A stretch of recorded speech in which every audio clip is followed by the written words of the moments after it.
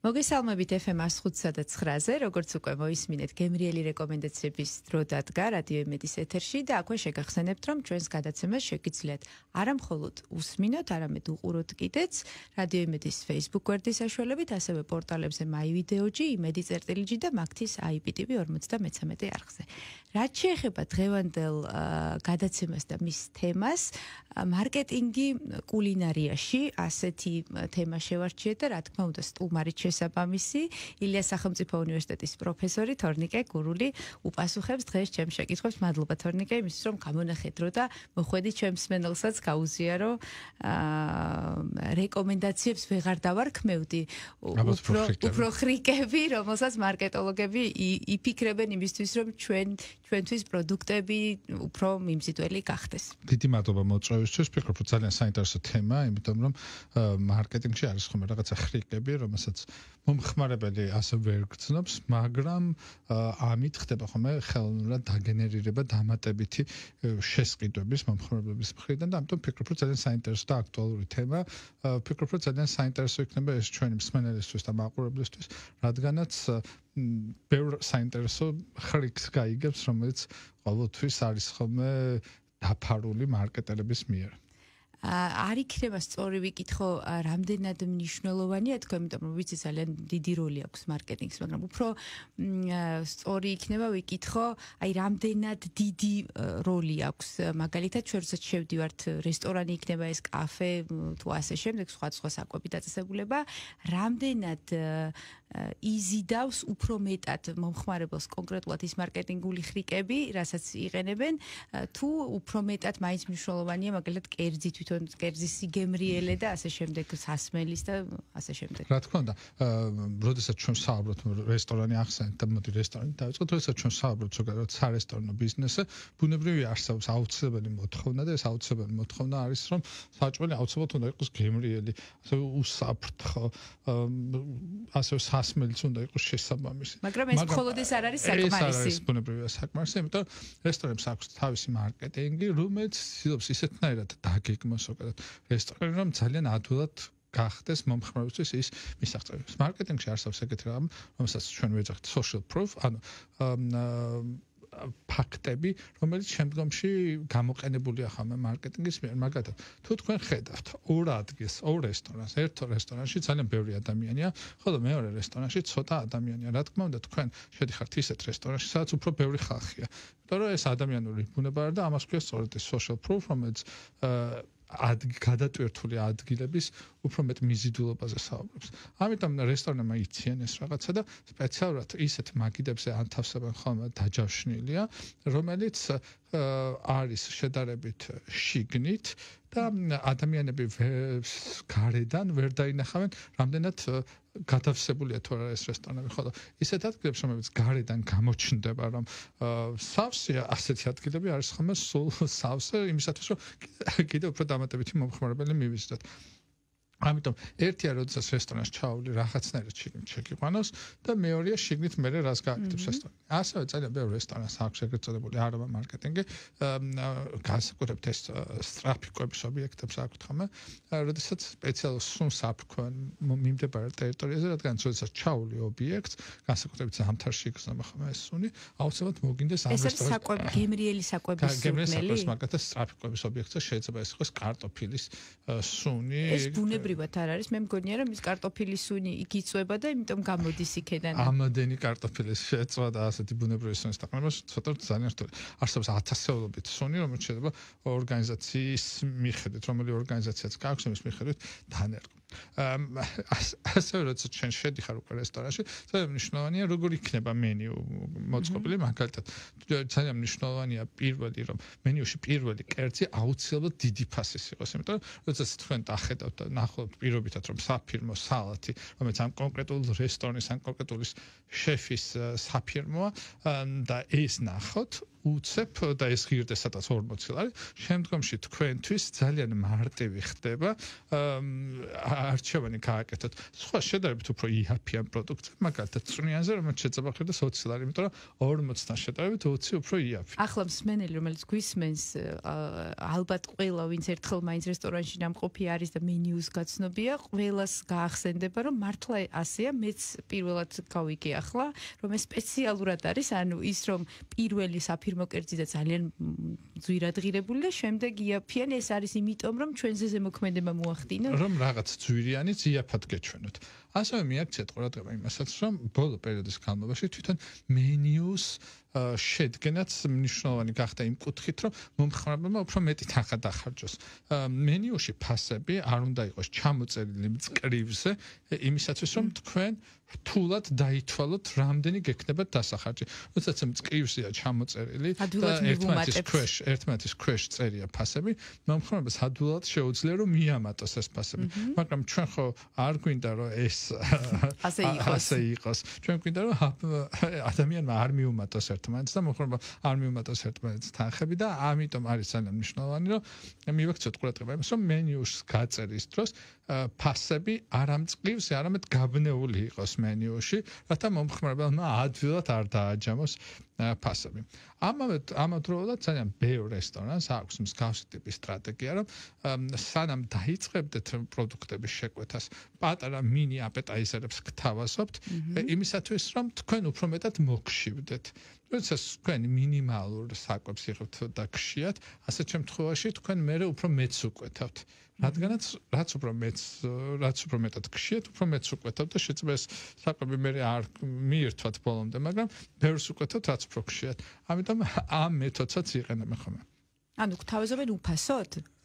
ხშირ შემთხვევაში უფასო არაფერი არ არის. ეს რა თქმა უნდა კალკულირებულია იმ სხვა კერძებში, რომელსაც თქვენ შევეძლებთ. ასევე დროის თემა არის ხოლმე ძალიან მნიშვნელოვანი. იმისათვის რომ თქვენი საშუალო გადასახადი, საშუალო ჩეკი გაზარდოს რესტორანმა, პირველი გაკვეთინებთ სასმელს, რათა თქვენ დაიწყოთ ამ სასმლის დარევა და როდესაც უკვე კერძი მოვა, ეს სასმელი თქვენ უკვე დალეული გაქვთ. შესაბამისად, მეორე სასმელის შეკვეთა მოგიწევთ. ამიტომ პირველი სასმელები მოაქვთ, სანამ კერძების შეკვეთას მიიღებენ, იმისათვის რომ თქვენ ერთით მეტი სასმელი მიირთვათ და შესაბამისად თქვენ უფრო მეტი დატოვოთ რესტორანში. არსებობს ძალიან ბევრი თემა იმის მიხედვით, თუ როგორ შეგვიძლია მომხმარებელს უფრო მეტი თანხა დავატოვებინოთ რესტორანში, ვიდრე მას აქვს ეს განსაზღვრელი. ისევე როგორც მაგალითად კერძებთან დაკავშირებით. ჩვენ ვიცით რომ რაც უფრო კარგი გაფორმება აქვს ეს მინდოდა მეკითხა. უფრო ძვირია. მაგალითად თუ ჩვენ ავიღებთ სხვა ტიპის თეფშებს, მაგალითად ავიღებთ 12 დიამეტრით, 24 დიამეტრით, 16 დიამეტრით, სხვა ტიპის თეფშებს. რაც უფრო დიდ თეფს შემოვათავსებთ პატარა ცოტა რაოდენობით პროდუქტს, ეს უფრო ძვირიანად გამოიყურება. რაც უფრო მეტი ინგრედიენტს დავუმატებთ და უფრო მეტად გავაფორმებთ, უფრო ძვირიანად გამოიყურება. შესაბამისად, შეიძლება თვითღირებულება დაბალი იყოს, მაგრამ გაფორმება დამატებით თანხას მოითხოვს ხოლმე და ამიტომ ერთ-ერთი მეთოდია თუ როგორ შეიძლება ეს გაფორმება გარდა იმისა, რომ მოგწონს და რა თქმა უნდა, გემო პირველ ადგილზეა, როდესაც ჩვენ რაღაც მივირთმევთ ხო, მაგრამ ვიზუალურ მხარეს ჩემი აზრით გემოს აღქმაზე ზემოქმედებას ახდენს. რა თქმა უნდა, ჩვენ ცხოვრობთ ინსტაგრამის ეპოქაში, როდესაც ადამიანები ყველაფერს გამოდებენ ხოლმე სოციალურ მედიაში. ნებისმიერ კერძს თუ ეს ვიზუალურად მიმზიდველია და ასე შემდეგ და მნიშვნელობა არ აქვს დიდად, იმიტომ რომ არსებობს ბრმა კვლევები, როდესაც შეიძლება რაღაცა არ იყოს ძალიან ლამაზი, მაგრამ ძალიან გემრიელი იყოს, მაგრამ როდესაც ვიზუალურად ეს პროდუქტი არის ძალიან ლამაზად წარმოდგენილი და ეს შეფების ხელოვნებაა, ასეთ შემთხვევაში აუცილებლად იმარჯვებს ხოლმე კარგი ვიზუალი, იმიტომ რომ ავტომატურად ადამიანები ესთეტიკას ყურადღებას აქცევენ და ავტომატურად მათი განწყობა იცვლება ამ კერძის მიმართ, იმიტომ რომ უფრო გემრიელი გონიათ. კი, მეც მგონია, რომ აი ორი ერთი და იგივე კერძი, მაგალითად ჩვეულებრივ თეფშზე ძალიან ჩვეულებრივად მორთმეული და ლამაზად, მორთმეული მეორე თეფშზე გემოს აღქმაზე მაინც ზემოქმედებას ახდენს ჩემზეც და ყველასეც. ძალიან საინტერესოა კიდევ ანუ არომა მარკეტინგზე ვისაუბრეთ, ასევე ვიზუალურ მხარეზეც და კიდევ აი ახალი ტენდენცია შეინიშნება ჩემი აზრით, ის რაც გვესმის, უბრალოდ ვკითხულობთ მენიუში, როგორ არის მოწოდებული ესა თუ ის კერძი.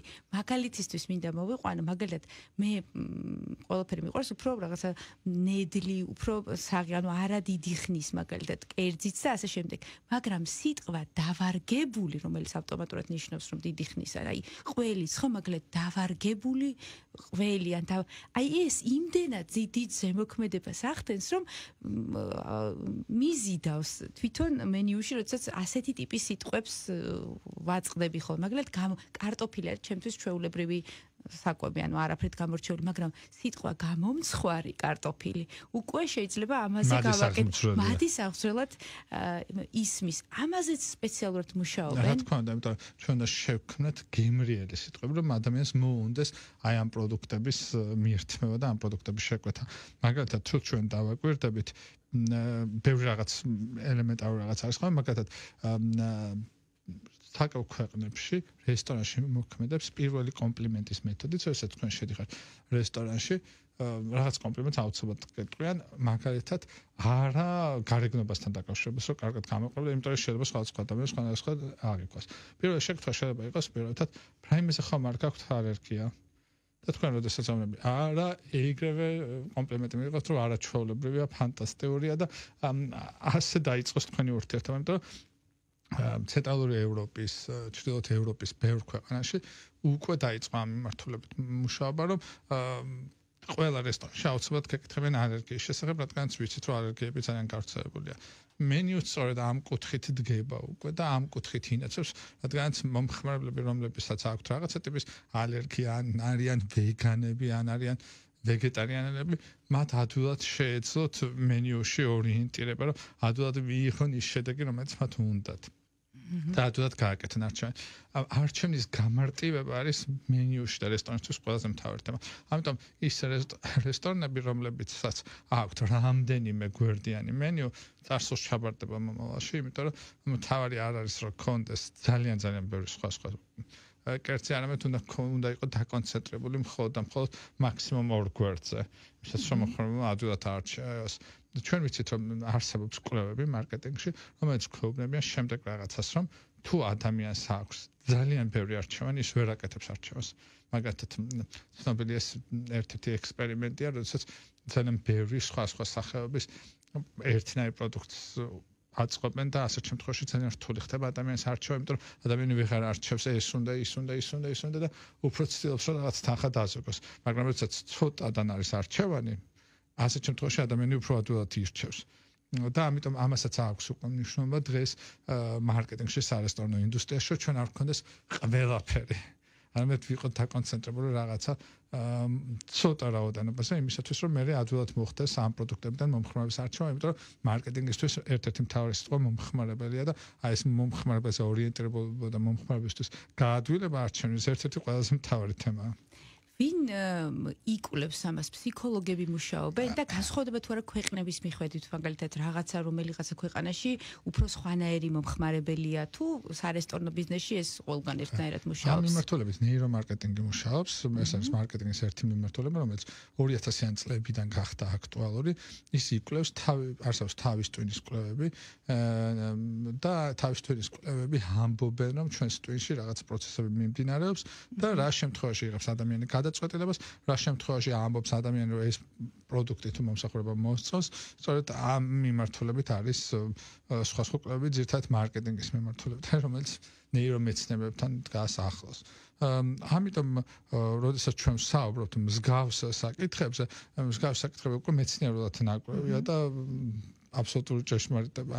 რაც შეეხება კულტურებს, განსხვავდება თუ არა კულტურები ერთმანეთისაგან, რა თქმა უნდა განსხვავდება, მაგრამ ჩვენ ვართ ქრისტიანული კულტურის ნაწილი, რომელიც ევროპაში რადგან ჩვენ წარმოშობით აი ამ კულტურულად ამ სივრცეს მივეკუთვნებით, ჩვენ ვერ ვიტყვით რომ ვართ პირობითად იგივე ტიპის გადაწყვეტილებას ვიღებთ, როგორცაც მაგალითად ჩინელი ან ინდოელი მომხმარებელი, არა, ჩვენ უფრო მეტად ევროპულ კულტურასთან ვართ ახლოს და ჩვენი გადაწყვეტილებები სამომხმარებლო ქცევაზე ვსაუბრობ, მსგავსია ევროპული ქცევისა და ამიტომ ჩვენ უფრო მეტად იმ სოციოკულტურულ გარემოს ვეკუთვნით და იმ სამომხმარებლო ბაზარს ვეკუთვნით ახლოს ვდგებართ, რომელიც ამ ქვეყნებშია, ცენტრალურ ევროპაშია და აღმოსავლეთ ევროპაშია გავრცელებული.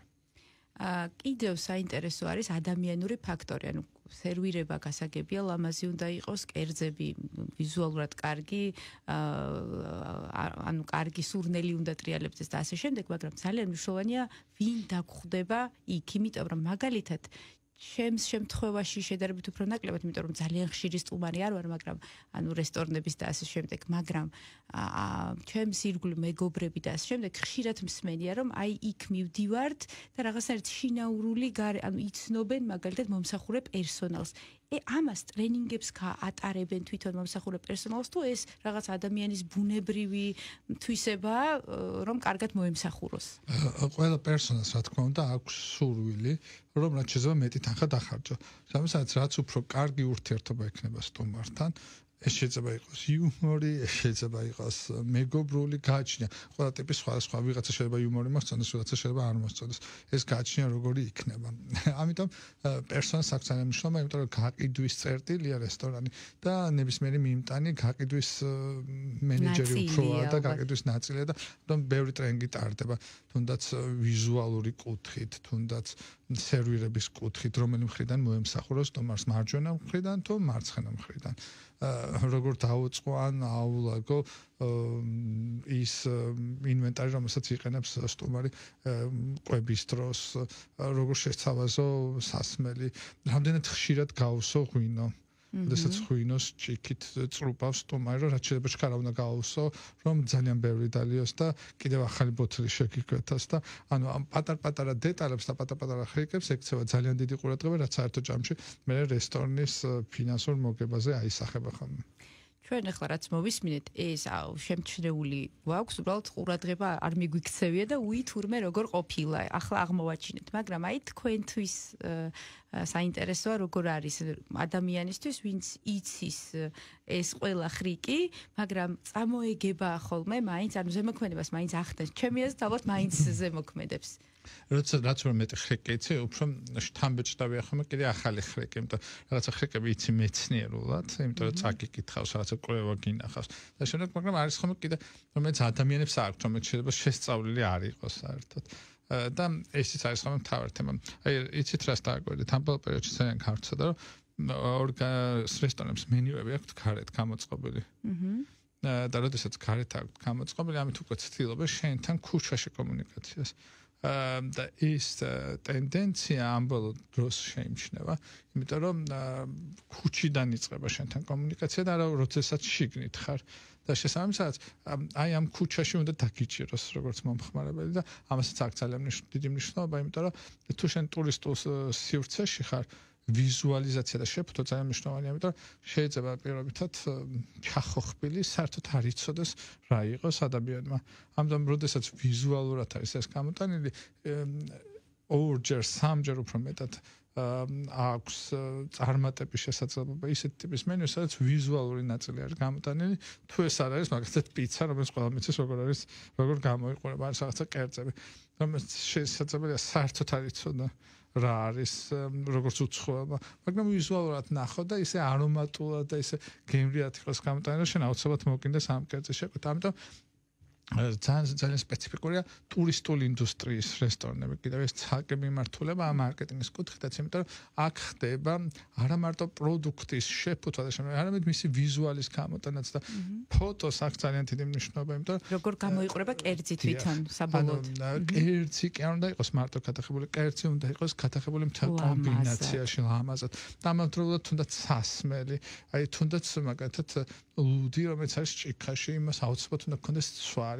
ამ ცვარს სპეციფიკურად აკეთებენ, მაგალითად პატარ-პატარა ზეთის წვეთებს აკეთებენ, რომ თითქოს ეს და წყლით იღებენ ფოტოს იმისათვის, რომ მოგვინდეს და ან ეს პროდუქტი რომ უფრო მასშტაბური გამოვიდეს და უფრო დიდად ჩანდეს იმისათვის შენ უფრო მეტად მოგინდეს ამ პროდუქტის ან კომბინაციაში ჩანდეს სხვა პროდუქტთან და ისეთი ტიპის დეკორი იყოს რომ თქვენ აუცილებლად მოგინდეს ამ პროდუქტის შეკვეთა და ამას შეგიტყოს მე კიდევ უფრო მეტად რესტორანში ამიტომ ფოტოს გადაღებას ისე როგორც ვიდეო მასალას აქვს ძალიან დიდი მნიშვნელობა განსაკუთრებით ყურადღებას აქცევენ ხოლმე დღეს რესტორნების მარკეტინგში იმას რომ გამჭვირვალედ ჩანდეს ის სივრცე სადაც ხდება ხოლმე საკვების მომზადება რადგანაც ადამიანებს უჩნდებათ უფრო მეტი ნდობა იმ ხარისხის შესახებ რომ დასამალი არაფერი არ არის ასევე ამ დროს შენ ხედავ თუნდაც